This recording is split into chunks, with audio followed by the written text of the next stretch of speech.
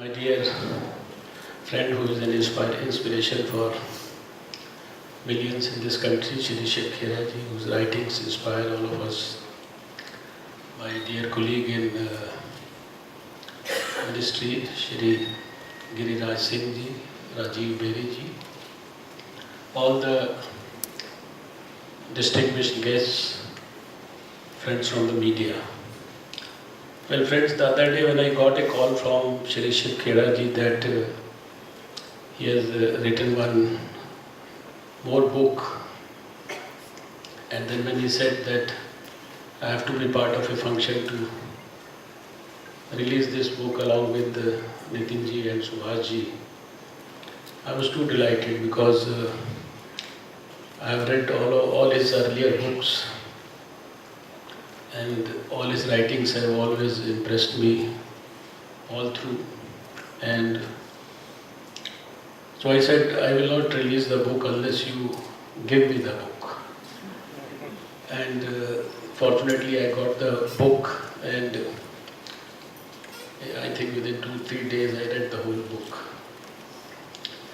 It's a great book, a great story. He has already inspired millions of young people in this country by his earlier books, and more particularly by that You Can Win. And now he shows us the path to achieve more in our lives. And this tagline, live by design and not by default, I think this is the crux of the book. Unless we have a aim, vision in our life, we can't do much, we can't achieve more. And I was impressed by many things in the book. He tells us that you have to put your heart and soul into whatever you do. You have to be honest, you have to honor value systems, you have to be part of the value systems. He says that the values are universal as well as eternal. He tells us that you don't have a casual approach in your life, and you must have set goals. There are a lot of things that he reminds us. Most of us know about all these things, but to be kept reminded, I think that's the need of the hour. I remember when I was leaving school, I had gone to my most favorite teacher and said, "Sir, what's the most important thing for life?" So he was a teacher who was English as well as Hindi plus Sanskrit. He was a Vidwan of all the three. So he spoke a big, longish sentence in English. He said, "Honesty is the only ladder which can help a man climb the heightened height of ecstatic pleasure from the lowest pitch of abject fortune." तो इतना लंबा sentence था, मैंने कहा sir ये तो याद नहीं रह सकता जिंदगी में, तो इसको डायरी पे लिख दीजिए. So that sentence he wrote on my diary some 47 years back.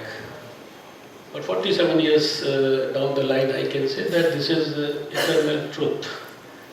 And when I read his book, he has emphasized on the importance of values in life. Nitin ji reminded us about what he has told us about the importance of health, wealth and relationships. And wealth also, he says that there is no harm in having wealth. Because if the good people will have wealth, they will use it for good purposes. They will not misuse it. But if bad people have wealth, they will use it for evil purposes. So I was just trying to analyze the tagline, live by design and not by default. So I could, the first personality that came to my mind, because you see, it's not because I am a BJP man or I am a part of the Narendra Modi cabinet. But when we came to power in 2014, I think this country was running by default. But Narendra Modi ji actually initiated the design in the vision of the country. It's not a program to tell you about what he has done for us.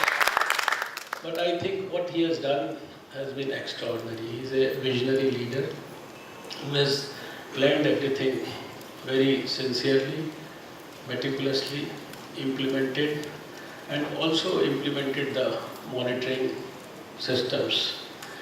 And I could think of a couple of things like what Dr. Muhammad Iqbal said. Means this is, I think, after reading the whole book, a couple of things that came to my mind, and I thought I should share with them, and then I'll share a couple of, although I have marked a lot of places in the book which I thought I should share with you, because you will take some time to read the book and be able to enjoy that. ये तो बहुत पुराना doctor Mohammad Iqbal का जो कहा हुआ है कि खुद ही को कर बुलंद इतना कि हर तकदीर से पहले खुदा बंदे से पूछे बता तेरी रज़ा क्या है. I think this is the crux of this book, and what he says then, life should be led by design and not by default. Biggest example, I think I'm worried you have just given me 5 minutes. And एक और चीज़ मुझे ख्याल आई थी जिसके मुझे author का नाम ख्याल नहीं आया, मे भी आप में से किसी को ध्यान आया तो बताइएगा, कि जब हौसला बना लिया ऊंची उड़ान का, फिर देखना फिजूल है कद आसमान का, भाग्य के दरवाजे पर सर पीटने से बेहतर है कर्म का तूफान पैदा करे सारे दरवाजे खुल जाएंगे. Another great personality whom I could remember after reading his book was Dr. APJ Abdul Kalam, his autobiography, Wings of Fire. He very rightly said, dream is not that which you see while sleeping, it is something that does not let you sleep. Then Rabindranath Tagore, in his book, The King of the Dark Chamber, you can't cross the sea by merely standing and staring at the water. You need to act. Action is the bottom line, and that action needs to be planned and designed. It can neither be random nor by default. Then another important thing that Martin Luther King Jr. said, if a man is called to be a street sweeper, he should sweep streets even as Michelangelo painted, or Beethoven played music, or Shakespeare wrote poetry. He should sweep streets so well that all the hosts of heaven and earth will pause to say, here lived a great street sweeper who did his job well. And I think the essence of all this is that whatever we do in our life, we must strive for excellence. When I was in medical college, one of my greatest teachers, an ENT surgeon of international repute, who taught me ENT surgery, he used to always tell us a couple of things. He used to say, whatever you do in your life, put your heart and soul into that. Do it with the finest and the most meticulous precision and perfection. And then वो एक बात और कहते थे कि doctor के लिए जो सबसे इम्पोर्टेंट चीज़ है वो उसका व्यवहार है, वो उसकी विनम्रता है. अगर डायग्नोसिस गलत भी हो जाएगा तो मरीज़ नाराज़ नहीं होगा, वो ये हमेशा कहेगा कि आदमी अच्छा है, doctor. And I found that these small things are very, very important in life. If you want to stand out, then you need to do something outstanding. A person with a positive attitude can't be stopped, and a person with a negative attitude can't be helped. This is from his book only. Both success and failure have a limited lifespan. Success is neither a miracle nor a mystery. It doesn't depend upon special skills, formal education or superior intelligence. And I will read a couple of lines from his book. I have marked so many, but I have to be excused. He has quoted at one place we all know about how important is personal integrity for success. That is, I think, and he has given an example of Abraham Lincoln. I think that's very important. Good leaders believe strongly in making integrity a way of their life. Abraham Lincoln was a very successful practicing attorney. Once someone asked him to take up a case. After listening to the facts, Lincoln said, "I understand your case. It's technically strong, but ethically weak. I cannot accept your case." Now the man said, "I am willing to pay your fees." Lincoln said, "Fees is not the problem. The problem is that knowing the facts that I do, while I am arguing it in front of the judge, all the time at the back of my mind, I will keep saying to myself, 'Lincoln, you are a liar.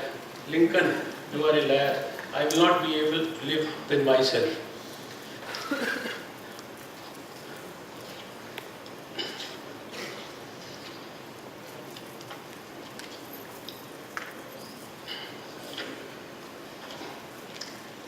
If we are waiting for all lights to turn green before we leave home, then let us stay home. Why? Because they will never all turn green and we will never leave home. That will never happen and we fail even before we start. Make a habit of doing it now because there is no tomorrow. Stop procrastinating. Isn't it time that we put off putting off? I think very beautifully written. Then another place, he writes, "Winners live every day as if it were their last day, because one of these days it's going to be, and they don't know which one it's going to be. But when they leave as winners. Live each day as if it is your last." You see, there are many things in the book. The time doesn't permit me to talk about all of them.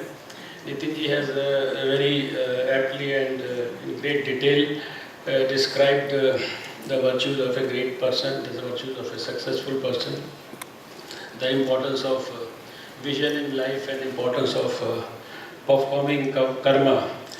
The book also, I think, motivates us to believe more in karma rather than only the destiny and the God. And whatever you do in your life, do it sincerely with utmost dedication and honesty. And when I did the polio eradication 25 years back, and fortunately with the help of the God, had the dream of having a polio-free India. And then we started in a country which was home to 60% of the polio cases of the whole world. Everyone used to mock at us. But we thought we should have an aim, we should have a design. And everyone else joined us. There were a lot of problems, lot of issues at that time. In retrospect, when I did not have the privilege of having this book at that time.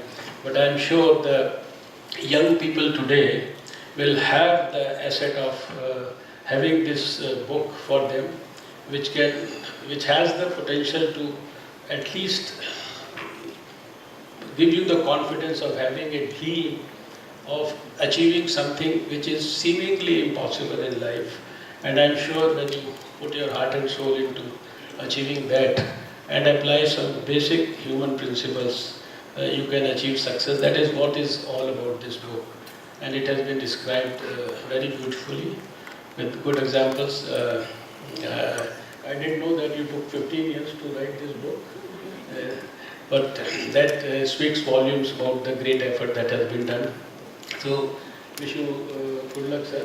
We have always been your admirer.